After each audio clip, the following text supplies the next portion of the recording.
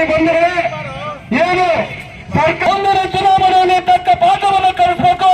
ದಯಮಾಡಿ 12ನೇ ತಾರೀಕು ಈ ರಾಜ್ಯಾದ್ಯಂತ ಎಲ್ಲ ಮಾತಿರುವಂತ ಬೆಂಗಳೂರಿನಲ್ಲಿ ಒಂದು ದೊಡ್ಡ ಒಳ ಮೀಸಲಾತಿ ಜಾರಿ ಮಾಡುವಂತೆ ತುರುವೇಕೆರೆಯ ಆಡಳಿತ ಸೌಧದ ಮುಂಭಾಗದಲ್ಲಿ ಇಂದು ಬೃಹತ್ ಪ್ರತಿಭಟನೆ ನಡೆದಿದೆ.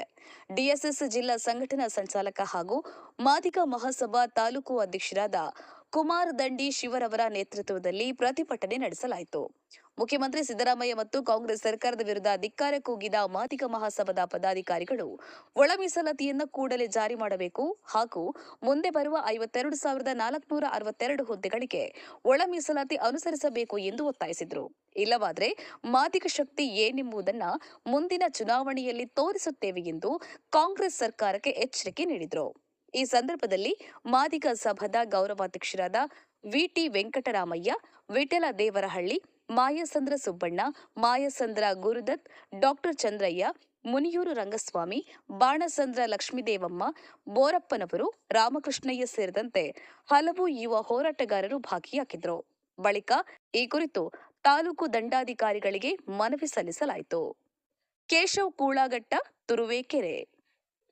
ಜೈ ಭೀಮ್ ನ್ಯೂಸ್ 24x7 ಇದು ಬಹುಜನರ ನ್ಯಾಯಕ್ಕಾಗಿ.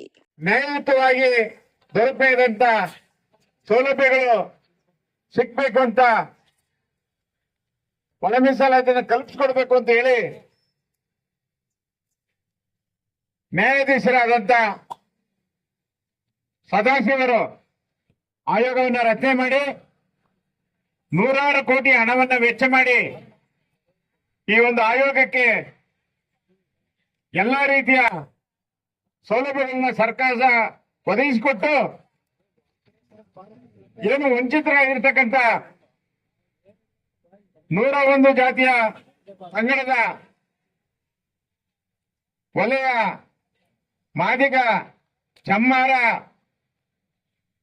ಬುಡಬುಡಿಕೆ, ಗೋವಿ, ಕೊರಮ, ಕೊರಚ ಹೀಗೆ ಅನೇಕ ಜಾತಿಗಳು ಇರ್ತಕ್ಕಂಥ ಎಲ್ಲರಿಗೂ ಸಹ ಸಮಾನವಾದಂತ ಜನಸಂಖ್ಯೆ ಅನುಗುಣವಾಗಿ ಅವರಿಗೆ ಸಿಗ್ತಕ್ಕಂಥ ಸೌಲಭ್ಯವನ್ನು ಕಲ್ಪಿಸತಕ್ಕಂಥ ವ್ಯವಸ್ಥೆಯನ್ನ ಕರ್ನಾಟಕ ಸರ್ಕಾರ ಮಾಡಕ್ಕೆ ಹೊರಟಿತು.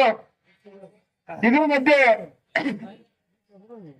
ಕೆಲವು ಜನರು ಒಳ ಮೀಸಲಾತಿಯನ್ನು ಅಳವಡಿಸದಂತೆ ಒತ್ತಾಯಿಸಿ ಸಲ್ಲಿಸಿರುವ ಮನವಿ. ಕರ್ನಾಟಕ ರಾಜ್ಯ ಸರ್ಕಾರ ದಿನಾಂಕ 27/2/2024 ಸರ್ಕಾರದ ನಡವಳಿಕೆಯಲ್ಲಿ ರಾಜ್ಯದ ವಿವಿಧ ಇಲಾಖೆಗಳಲ್ಲಿ 56,432 ಈ ಹಿಂದೆ ರಾಜ್ಯ ಸರ್ಕಾರ ಒಂದು ಕಡೆ ಒಳ ಮೀಸಲಾತಿಯನ್ನು ಜಾರಿ ಆದೇಶ ಮಾಡಿ ಇನ್ನೊಂದು ಕಡೆ ಒಳ ಮೀಸಲಾತಿ ಕುರಿತು ತಾಂತ್ರಿಕ ಕಾರಣಗಳ ನೆಪವೊಡ್ಡಿ ಈ ಸಮುದಾಯಕ್ಕೆ ಅನ್ಯಾಯ ಸಿಗುತ್ತದೆ.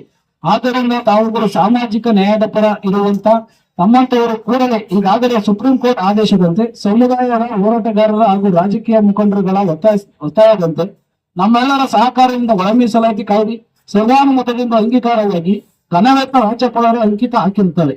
ರಾಜ್ಯ ಸರ್ಕಾರ ರಾಜ್ಯಪಾಲರ ಅಂಕಿತ ಪಡೆದು ಇದಕ್ಕೆ ವ್ಯತಿರಿಕ್ತವಾದ ಆದೇಶ ಮಾಡಿ ನೇಮಕಾತಿ ಮಾಡುವುದರಿಂದ ಸಮುದಾಯದ ವಿದ್ಯಾವಂತ ನಿರುದ್ಯೋಗಿ ಯುವಕರ ಭವಿಷ್ಯಕ್ಕೆ ಮಾರಕವಾಗಿರುತ್ತದೆ. ಕಳೆದ 30